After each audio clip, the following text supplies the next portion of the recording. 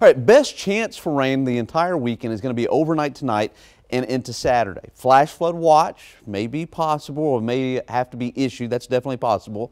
And 2 to 4 inches of additional rain is possible as well. Not a whole lot of shower activity this morning. I've seen a few showers across Bexar County along the I-35 corridor. Not much out to the west. Definitely a lot of cloud cover though. Let's take a closer look around Bandera and 1604. We've got some shower activity. Also Stone Oak through TPC and then off to New Braunfels. Speaking of New Braunfels, have been a few showers this morning. Just make sure you've got the umbrella with you.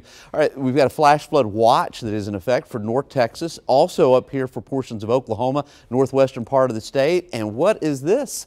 Flash flood warnings have been issued for portions of west central Texas. It's out in the big country just southwest of San Angelo. That's why I think we probably will have a flash flood watch issued for the weekend as well. This upper level system moving in from the south and west, that's a loop over the last 48 hours. We have had some scattered rain. Most of the rain is off to the north and west now, but this upper level system as it moves northeast will drag this frontal boundary down to the south, and that will increase our chances for some rain. This is the way it looks to me as we head into the afternoon.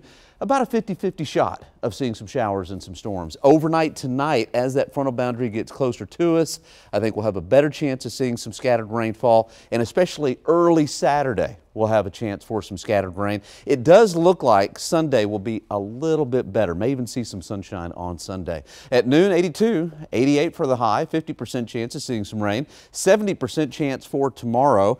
And then Sunday, I think we'll see a little sunshine. Matter of fact, I think we probably will dry out a little bit Monday and Tuesday, and then rain chances will come back Wednesday and also into Thursday.